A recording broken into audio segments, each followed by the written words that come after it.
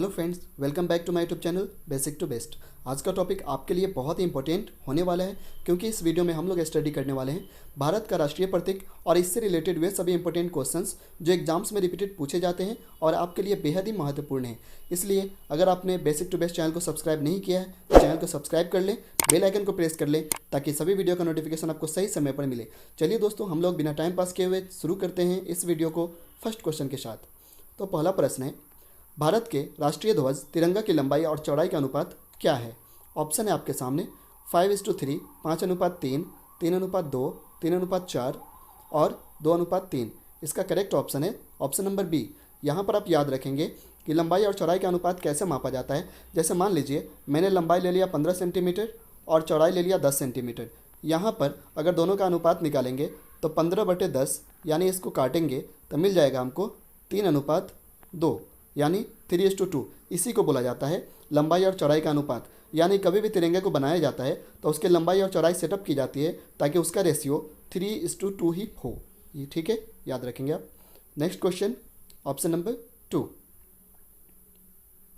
बाघ से पूर्व भारत का राष्ट्रीय पशु क्या था? यानी बाघ से पहले भारत का राष्ट्रीय पशु क्या था? ऑप्शन है हिरन, गाय, सिंह, बारहसिंगा। Correct option is option number C यानी सिंह, जिसे लायन कहा जाता है। सन 1973 में बंगाल टाइगर को राष्ट्रीय पशु घोषित किया गया। यानी 1973 के पहले भारत का राष्ट्रीय पशु शेर था, लेकिन उसके बाद बाघ रखा गया। ठीक है, इससे पहले शेर को भारत का राष्ट्रीय पशु कहा जाता था। ठीक है, next question, question number 3। Bharat के राष्ट्रीय ध्वज के मध्य में बने धर्म चक्र का रंग क्या है? इसमें आप कंफ्यूज नहीं करेंगे, ऑप्शन देख लें। समुद्री नीला, गहरा नीला, काला, हरा। Correct option is option number B यानी डीप ब्लू यानी नीला होता है। बहुत सारे दोस्त बोलते हैं कि यह काला होता है, जो बिल्कुल गलत है। याद रखेंगे आप, काला नहीं होता है, यह नीला होता है। इसमें आप याद रखेंगे सारनाथ अशोक स्तंभ से लिया गया यह चक्र है। 22 जुलाई 1947 को चरखे की जगह पर चक्र का प्रयोग किया गया। उसके पहले चक्र के जगह पर महात्मा गांधी ने चरखे का इस्तेमाल किया था। ठीक है, नेक्स्ट क्वेश्चन नंबर 4। भारत के राष्ट्रीय ध्वज के चक्र में कितनी तीलियां होती है? ठीक है, नेक्स्ट ऑप्शन है 20, 22, 23, 24। ये तो आपको याद होगा। Correct option is option number D यानी 24 तीलियां होती हैं। अशोक चक्र के ये जो 24 तीलियां होती है, इसके अंदर जो 24 तीलियां होती है, अशोक चक्र के कर्तव्य का पहिया भी कहा जाता है। यानी ये जो धर्म चक्र है यानी अशोक चक्र है, इसको कर्तव्य का पहिया भी कहा जाता है। ये 24 तिलियाँ मनुष्य के 24 गुणों को दर्शाती है। अगर इसका अच्छी तरह से आप स्टडी करेंगे तो आप देखेंगे ये 24 तिलियों के अलग अलग गुण हैं, यानी 24 गुण के आधार पर यह तिलियाँ बनाया गया है। Next question number 5।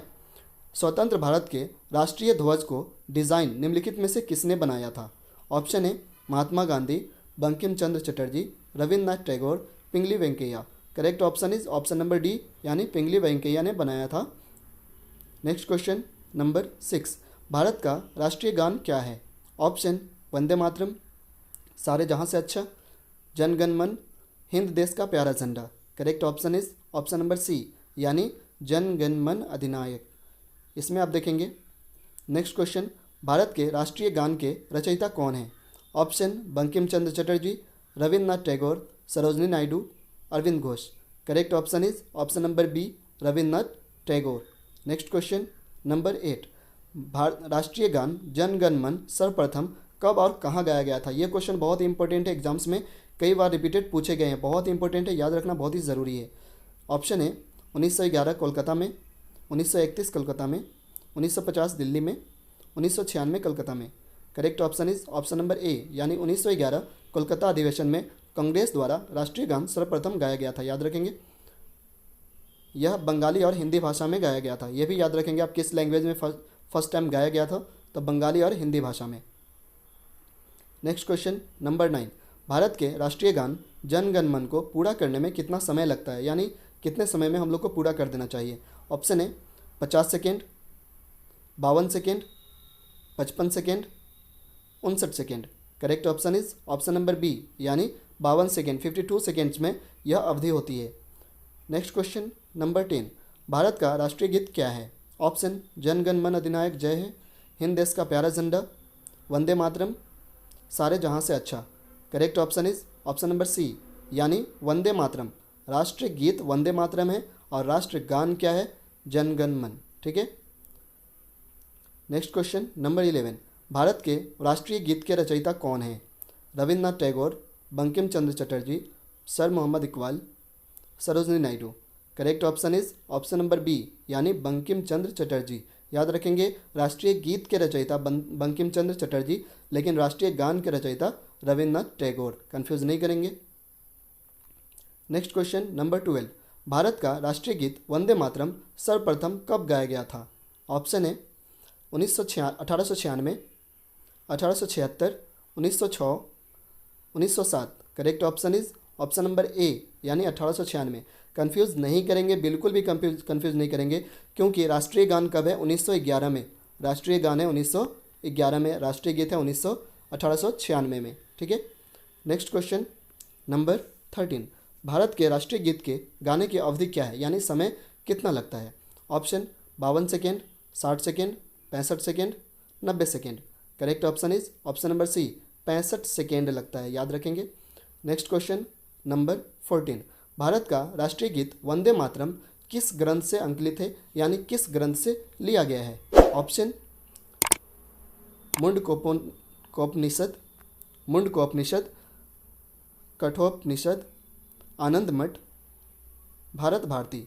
Correct option is option number C, Anand Math से लिया गया है क्या? राष्ट्रीय गीत। ठीक है, Vande Mataram. Next question number 15, Akashvani और दूरदर्शन के दैनिक कार्यक्रम की शुरुआत किस गीत से होती है?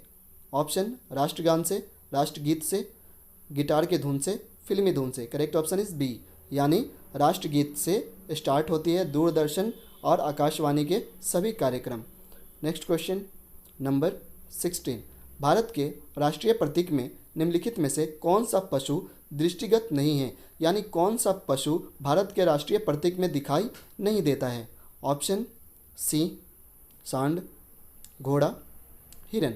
Correct option is option number D, यानी हिरन जो है भारत के राष्ट्रीय प्रतीक अशोक स्तंभ में दिखाई नहीं देता है। यह है अशोक स्तंभ। यहाँ पर आप देख सकते हैं ऊपर जो है 3 दिखाई दे रहा है सिंह, लेकिन इसके पीछे भी एक सिंह है। कुल मिलाकर इसमें सिंह कितने हैं? 4 हो गए। और इसके गोल आधार, ये जो गोल आधार है इसमें आप देखते हैं एक चक्र है, और इधर जो है यहाँ पर जानवर जो दिखाए गए हैं इसमें घोड़ा, हाथी और सांड और एक सिंह है, यानी गोलाकार स्तंभ में 4 जानवर हैं।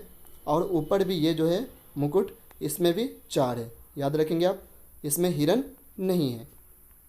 नेक्स्ट क्वेश्चन नंबर 17, सारनाथ स्थित राष्ट्रीय स्तंभ का कौन सा भाग राष्ट्रीय प्रतीक के रूप में लिया गया है, यानी कौन सा भाग? ऊपर वाला भाग या नीचे वाला भाग? ऑप्शन के हिसाब से आप देखें, शीर्ष भाग, मध्य भाग, आधार भाग, पूरा भाग। Correct option is option number A, यानी शीर्ष भाग लिया गया है, जो ऊपर का भाग है। इसमें आप इंपॉर्टेंट पॉइंट को कवर करेंगे।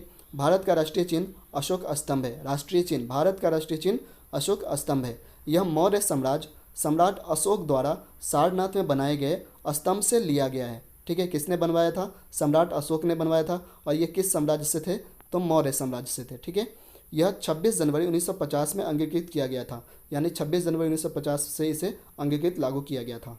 ऑप्शन क्वेश्चन 18, भारत के राष्ट्रीय प्रतीक चिन्ह में कितने शेर दिखाई देते हैं? 1, 2, 3, 4। Correct option is option number C, यानी 3 शेर दिखाई देते हैं, लेकिन एक पीछे की तरफ होता है।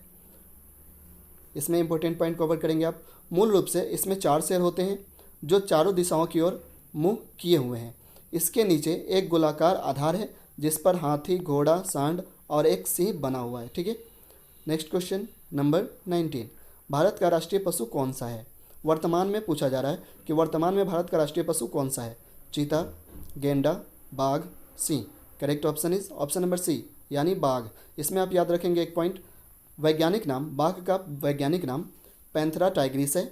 इसके शरीर पर चमकदार पीली पट्टी होती है। तेज फुर्तीले शक्ति के कारण बाघ को राष्ट्रीय पशु माना गया है। ठीक है। नेक्स्ट क्वेश्चन नंबर 20, भारत का राष्ट्रीय पक्षी क्या है? मयूर, जिसे मोर कहा जाता है, तोता, बाज, कबूतर। Correct option is option number A, यानी मयूर। इसमें आप याद रखेंगे यह जो पक्षी मयूर है एकता के सजीव रंगों और भारतीय संस्कृति को प्रदर्शित करता है। यानी सजीव रंगों को और भारतीय संस्कृति को प्रदर्शित करता है, इसलिए मोर को राष्ट्रीय पक्षी घोषित किया गया है। यह वीडियो आपको कैसा लगा हमें कमेंट करके बताएं। अगर अभी तक आपने चैनल को सब्सक्राइब नहीं किया तो प्लीज़ चैनल को सब्सक्राइब करें, बेल आइकन को प्रेस करें, ताकि जो भी मैं वीडियो डालूँ उसका नोटिफिकेशन आपको सबसे पहले मिल सके। जब तक के लिए take care and bye bye.